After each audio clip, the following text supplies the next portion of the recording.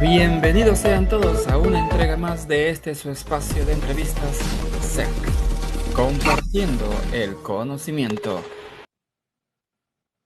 Eh, Tenemos el honor de presentar al ingeniero Gabriel Vázquez. Eh,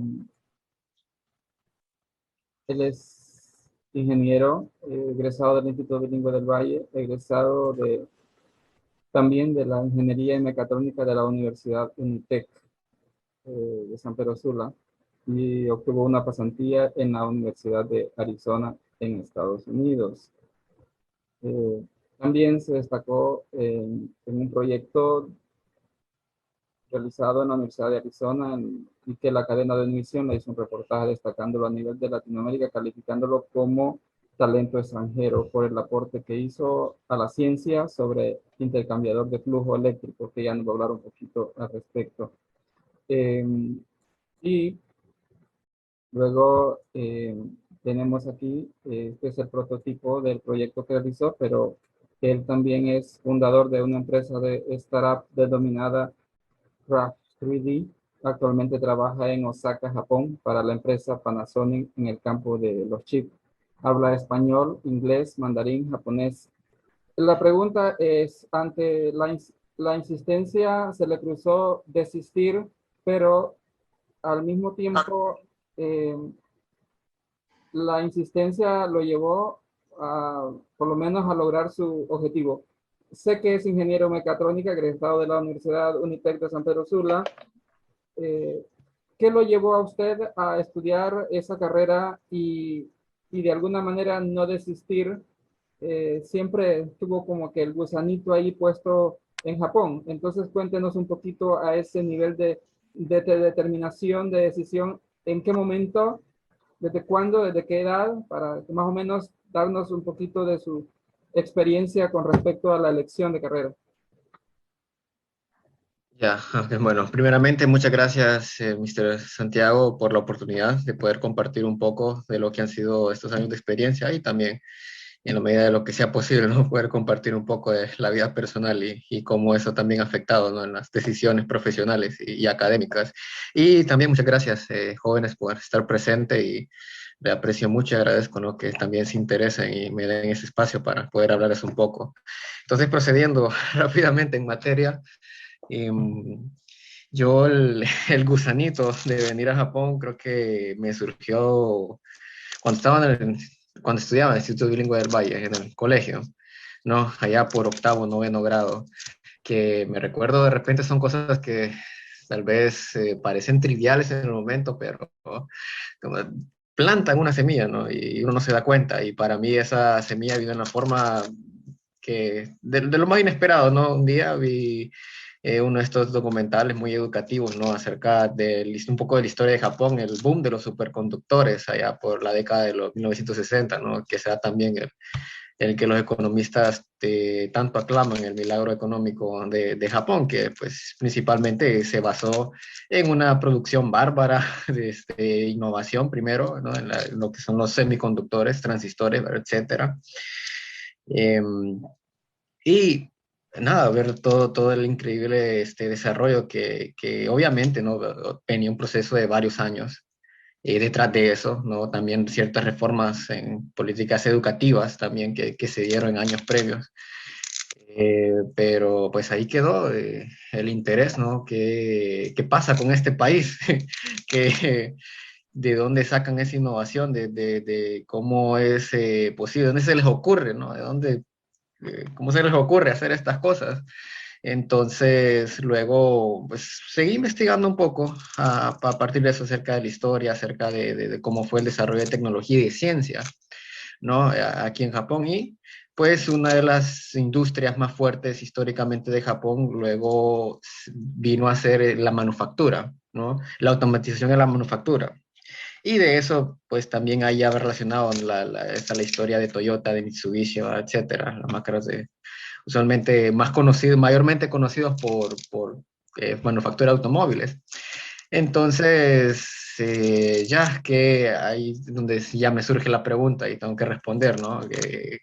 ¿Qué carrera en universidad, ¿no? Tengo que elegir para poder que esté relacionado también, ¿no?, a la industria manufacturera y también al diseño mecánico, que era pues también algo que me fascinó en aquel momento, ¿no? Ver los mecanismos, cómo trabajan en conjunto y pues ahí encontré, ¿no?, ya justo antes de graduarme, estaba la oferta en la Universidad Tecnológica Centroamericana, de UNITEC, ¿no?, y que brindaba la opción de la carrera de Ingeniería en Mecatrónica que involucraba pues todas esas partes, la electromecánica, la automatización y la ingeniería de control, que pues cada una a su manera fueron áreas que me fascinaron mucho, ¿no? Bueno, sí, no sé si logro contestar a la pregunta. No, sí, está bien. Y luego, con respecto a el estudio adquirido en Honduras, en mecatrónica, llenó las expectativas realmente en comparación a que estamos, obviamente, no cabe comparación la educación en Japón con la nuestra, pero tampoco es como para lamentarnos y decir andamos mal, porque si usted está, que ya lleva sobre 3 años de trabajar en Japón, quiere decir que no andamos mal educativamente en el sector privado y en esa área de la robótica. Cuéntenos un poco cuál ha sido ese balance que ha encontrado el conocimiento, porque usted no quiere, sí, de alguna manera previa ha tenido un pequeñito experiencia laboral aquí en Honduras, pero hace su salto rápido sin haberse graduado de la UNITEC a trabajar en Japón. Entonces, ¿cómo hace, cómo logró de alguna manera vincularse rápido con los conocimientos adquiridos de la universidad y puestos en práctica en una cultura totalmente diferente a la nuestra? Ok, y, entonces déjeme ver, la pregunta sería, ¿cómo logro hacer ese enlace, ¿no? Conocimientos adquiridos aquí a Japón, ¿no? A Japón, exacto. El contexto, bueno, un contexto bastante interesante, está relacionado con la pasantía en la Universidad de Arizona. Bueno, como había mencionado, el proyecto de intercambiadores eléctricos, en realidad fue una propuesta, bueno, que también el programa duraba 3 meses, entonces también para lo que es el alcance, ¿no?, de una investigación y en el ámbito científico, es poco tiempo. Entonces, en aquella oportunidad lo que logré hacer, bueno, fue proponer unos nuevos diseños de intercambiadores de calor, ¿no?, de flujo interno se le llaman. Pues ahí lo pueden googlear luego, ¿no? Pero no, Sí, básicamente si me permite dígame. un poquito a ayudarle a la audiencia esos intercambiadores y flujos de calor. O sea que si tenemos jóvenes, estos aparatos, recuerden en los primeros celulares cómo calentaban, ¿verdad? Aún conectados y aún desconectados, cuando ya pasaban 10 minutos conectados, esto quemaba a esos intercambiadores de calor y cómo bajarle los niveles de temperatura o los flujos de calor en estos aparatos, dispositivos electrónicos, cómo bajarlos y cómo de alguna manera hacerlos más efectivos y a menos carga y consumo de energía. A Energía eso me refiero. eléctrica. En eso está basado su proyecto, en eso estaba basado su prototipo, ¿es correcto? En poder tener un diseño más eficiente, Más eficiente, exacto. que pueda, bueno, aumentar esa transferencia de calor, de energía. ¿Y por qué? ¿Y eso en qué me afecta? Oh, ¿en qué no afecta? Es la pregunta. No, eso está presente, bueno, el teléfono está presente en la unidad de climatización, ¿verdad?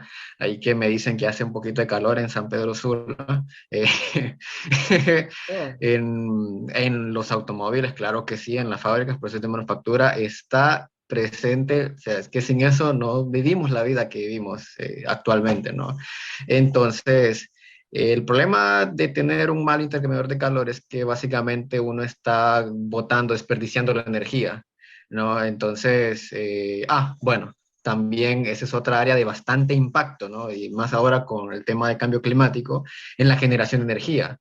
Ya por la fuente que sea, incluso en instalaciones no térmicas, donde se usa o se suele usar todavía combustible fósil, ¿no? Incluso en ese contexto es importante tener un buen intercambiador de calor para que toda la energía que estoy generando, ¿no?, que luego pues ahí en el proceso se evapora y va a la turbina, ¿no?, que se pueda aprovechar lo más posible, ¿no? Y pues en la medida que lo pueda aprovechar lo más posible, también estoy generando menos contaminación. Entonces, por ahí va el rollo y como la importancia y la relevancia, ¿no?, del proyecto, tratando de dar unas pinceladas, ¿no?, Oh, en muy brevedad bien, posible. muy bien. En función de la preparación académica de esta universidad para el campo laboral en Japón, no quedó a Que me deber, mete no quedó a problemas. deber, no quedó a deber un poco, o cuéntenos un poquito de eso, si nos preparan muy bien. Queda de ver una buena parte considerable, pero creo que, bueno, como lo mencionaba, en Honduras creo que es inevitable. Y aquí porque yo no soy, nunca voy a decir, ni he dicho, ¿no?, que soy el único hondureño en Japón. Claro que no, no, vienen bastante, han venido, ¿no? Conozco ahí alguna decena de hondureños que han venido a estudiar, ¿no?, a Japón y pues la característica que se da en ellos es que son gente de bastante una ética de trabajo bárbara, ¿no? Entonces, que dicen, me voy a programar, a estudiar, qué sé yo, 5 horas al día, ¿no?, este tema para estar preparado para cuando pues, me toque hacer los exámenes, ¿no?, aquí en la Universidad de Japón, etcétera, aplicando desde Honduras, por ejemplo, a una beca, etcétera. Entonces, el común denominador con todos ellos es que de la institución de donde sea que venga, la autónoma, Unitec, la universidad privada, lo que sea, no, o sea, esa formación en tema de fundamentos está bien, pero pues todos ellos siempre, bueno, yo me incluyo ahí, todos nosotros siempre nos toca estudiar en extra, ¿no? Dar nuestro propio esfuerzo personal, ya sea, qué sé yo, consiguiendo los cursos virtuales del MIT o recursos de aprendizaje virtuales, etcétera. Hay un componente autodidacta bastante importante que pues en nuestro caso es inevitable también para poder compensar, ¿no?, de repente esa falta donde queda debiendo el sistema educativo hondureño. No es lo ideal, pero pues esa es la realidad en estos momentos. Ok, muy bien. Realmente aquí vamos a hacer un contraste. Recuerda que estamos entre dos áreas fundamentales de crecimiento, desarrollo humano, entre las humanidades y las ingenierías. Eh, ¿Cuál da más respuestas? ¿Las ingenierías o hemos avanzado o retrocedido en función de? Porque hoy en lo que es el siglo XXI, pues escogemos muchas carreras técnicas de lo que llamamos ingenierías, y las humanidades como que las hemos dejado un poco relegadas. A su criterio, ¿cuál está llenando más espacios cuanto a el aspecto humanístico nos referimos? ¿Las ciencias humanísticas o las ingenierías? ¿Realmente nos lleva a la ingeniería a ser mejores personas? ¿Cuál es su criterio? Ah, pregunta, ya empezamos con las preguntas interesantes. Sí. Eh, no, creo que Creo que no, la verdad. O sea, creo que es más una búsqueda como una búsqueda personal, porque o sea, la ingeniería que, claro, a ver, estamos aportando al conocimiento, ¿no? También a través de la investigación científica, pero eso ahí queda, eso es conocimiento. Luego, ¿qué se va a hacer? Y cómo luego eso podemos incluirlo en nuestras sociedades. Esa ya es una decisión que, pues, ya es como a criterio, ¿no?, personal del investigador. Obviamente, ¿no? Claro que en ciencia tenemos nuestros parámetros, ética, ¿verdad?, etcétera. Pero luego si nos hace mejores o peores humanos, yo personalmente, pero ya es como más mi esperanza, por decirlo así, es que el deseo de Gabriel, ¿no? Es que sí, que eso fuese posible, ¿no? Ahora, ¿estoy seguro o no? Creo que todavía no he visto suficiente, y más que todo porque en estos años la verdad es que mi trabajo pues se ha enfocado más en el aspecto industrial, ¿no? No he podido estar más en contacto con la investigación, con la academia, ¿no? Para ver qué está sucediendo, ¿no? Cómo se están aplicando los conocimientos o luego a dónde por ejemplo, ¿no?, que alguien escribe un artículo científico con un título pues súper trillado y difícil y que parece diccionario, pero luego, ¿qué sucede con eso? ¿Alguien más lo va a aprovechar? ¿Va a llegar un ingeniero y, me voy a basar en esta investigación de esta persona para crear algún dispositivo que de repente ayude a las, digamos, a las personas que no pueden escuchar, ¿no? Como ese tipo de cosas. No, no, ahí sí tengo que ser honesto que sí he estado un poquito en descontacto, por decirlo así, con ese mundo estos años, pero cerrando, ¿no? A criterio personal o como deseo, yo quiero decir que sí, ¿no? Especialmente en la ingeniería. ¿Por qué? Porque en la medida que nosotros tenemos más conocimiento, ¿no? De nuestro entorno y que a veces por ahí va la ingeniería, ¿no? De poder resolver problemas pues de la sociedad actual, ¿no? De repente la crisis energética, de repente, perdón, crisis de cambio climático, bueno, está relacionado obviamente con la generación de energía, de repente que hay demasiado plástico en el mar, etcétera. Ese tipo de problemas, pues creo yo que pueden resolverse gracias a la ingeniería, gracias a nuestro conocimiento y a nuestro desarrollo tecnológico y pues que eso en algún momento nos tiene que llevar a una mejor sociedad humana, ¿no? Eso es lo que esperaría yo. Muy bien. Esa carrera, ingeniería en Mecatrónica. mecatrónica, que obviamente tiene que ver mucho con lo que es la parte de la metalurgia, la parte de Sí, procesos industriales. Bueno, es tan amplia, muy completa, pero mucho de todo, pero muy poco afín en una especialidad propia, ¿verdad? Obviamente porque muy de abarca acuerdo. mucho, ¿verdad? ¿Cree usted que le recomienda a estos muchachos estudiar esa carrera para aquí en Honduras? Hay mucha respuesta, hay mucha oportunidad que se pueda encontrar aquí en Honduras con esa carrera. Es limitado. Siendo honesto, es limitado. Y recuerdo un momento en que, bueno, cuando yo estaba empezando una pequeña startup, ¿no? Esta pequeña empresa, Craft3D, como lo mencionó, em, en ese momento yo recuerdo que tenía varios compañeros que se habían graduado, pero que no tenían empleo, que se habían graduado de ingeniería mecatrónica y estaban desempleados, ¿no? Entonces, ese fue allá por el 2017, 2018, que fue un año un poco particular, ¿no? Ahora, también hay que ver, siempre hay que mencionar, ¿no? Que estos compañeros míos de repente estaban buscando trabajos en nichos de mecatrónica muy, muy específicos eh, que, que requerían de más calificaciones, de más preparación, que la gente que estaba trabajando, digamos, en diseño de circuitos de placas de seguridad para automóviles, por uno de los que se me vienen a la cabeza ahorita de aquel momento, hablando con un compañero, ¿no? Y que él apenas se había graduado de la universidad. Entonces, también ahí a veces la expectativa no estaba muy calibrada con la realidad del mercado laboral. El ingeniero mecatrónico en Honduras, la mayor parte del tiempo, un 80-85% de los puestos de trabajo en realidad son en manufactura, en automatización. Y en realidad está en muchas veces, según experiencias de compañeros, de ex compañeros de universidad, eh, está enfocado más en la parte de métodos y de medición, digamos, de los tiempos. Qué tanto tiempo está detenido una máquina en producción, ¿no? Cómo poder reducir ese tiempo en donde no hay producción.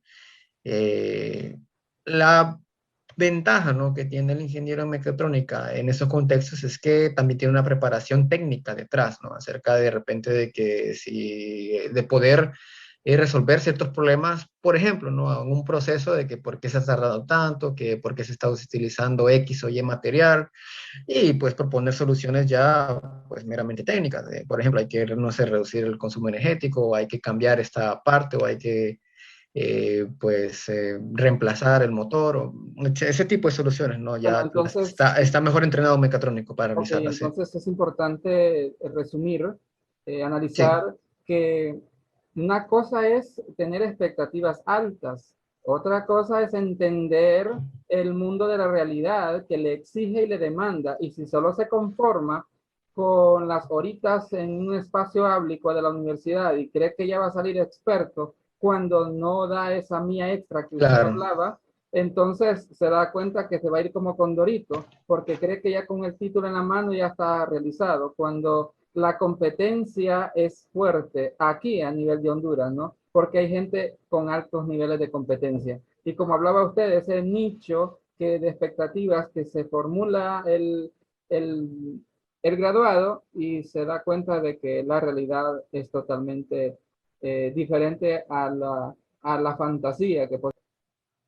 como estudiante, bueno, como profesional ahora y en esa sociedad y país tan exigente académicamente y todos los aspectos, eh, sirvió mucho la base académica que recibió integralmente en todos los aspectos la bilingüe del Valle, o en qué andamos Claro que fallando, sí. en qué debo mejorar, te lo Ya, digo de ya. manera Ujú. particular como docente.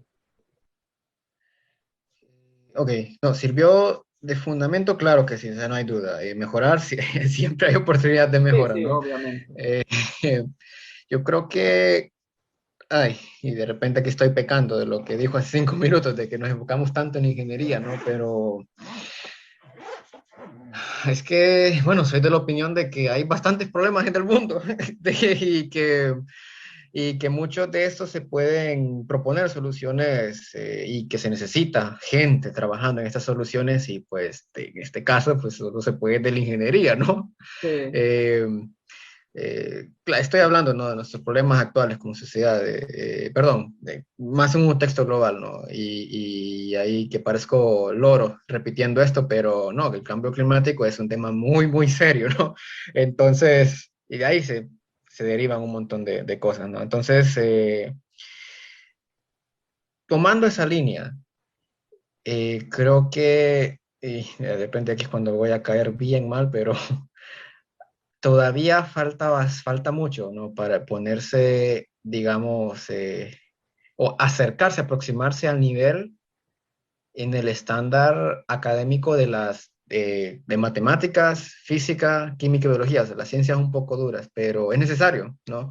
Entonces, a nivel de colegio todavía está faltando, hay todavía una carencia en esos temas que incluso muchas de las materias en universidad en realidad están pensadas de manera como de preparación propedéutica, para llenar ese vacío, ¿no? En el que Ajá. tiene que luego enfrentarse ya al universitario para ya luego pues, poder aplicarlo ya en el campo laboral. No lo estoy despachando todavía, pero algún mensaje en japonés, en mandarín y ver la diferencia. ¿Usted aquí entre no sabe diferenciar entre un japonés y un chino? Sí, sí, sí, sí. Sí, usted sí, ¿verdad? Ah, ya sí, ¿verdad? Eh, pues en mi caso no, ¿verdad? Entonces, para escucharlo un poco en esas otras habilidades lingüísticas más allá de la ingeniería que maneja, ¿verdad? ¿Algún mensaje de estos muchachos así brevemente en mandarín y en japonés? Bueno, permítame. Sí, en japonés, que es pues, el idioma que más hablo últimamente. Eh, ah, ya, 皆様、今日、成長ありがとうございます。今日の機会で本当に嬉しかったんで、誠にありがとうございます. Entonces, el mensaje fue muchas gracias por su asistencia, por su atención. Fue un placer, muy alegre de poder hablarles un poco de mí el día de hoy. Muy bien, muy 私た bien. ちもありがとうございます。今日はすごくて面白かった。ありがとうございます。バスケさんはすごい人だよ。ありがとう。ありがとうございます. Muy bien. ¿Cuál es el mejor proyecto que ha elaborado? Entonces, mi trabajo ha sido en la parte de procesamiento de imágenes y de videos, ¿no? Entonces, mi empresa creó un chip patentado, ¿no? Con nuestro propio circuito, nuestra propia propiedad intelectual. Y mi trabajo es hacer evaluaciones de varios algoritmos, filtros para imágenes, ¿no? Incluso los que usan ahí Instagram o Snapchat, ya, esos mismos filtros, ¿no? Poder implementarlos en el chip, ¿no? Y una de las aplicaciones, la más interesante que he hecho, hablando ya del proyecto, fue uno en conjunto con Toyota acerca de navegación autónoma. Obviamente, esta serie de proyectos se llama, las siglas en inglés SLAM, Simultaneous Localization and Mapping, ¿no? Y es un proceso bastante complejo, bastante grande, y la parte específica en la que yo trabajé fue utilizar nuestro chip para obtener imágenes de una cámara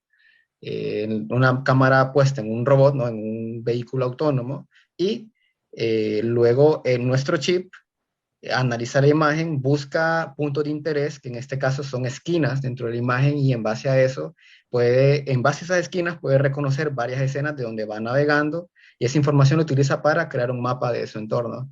Entonces, bastantes aplicaciones, también ya un poco más complejo, ¿no? En la parte de drones, que también utilizan estos algoritmos, obviamente un poco más, bueno, muchísimo más complejo, porque pues ya ese movimiento en 3 dimensiones, ¿no? Pero esas son las aplicaciones creo que más interesantes en las que he trabajado.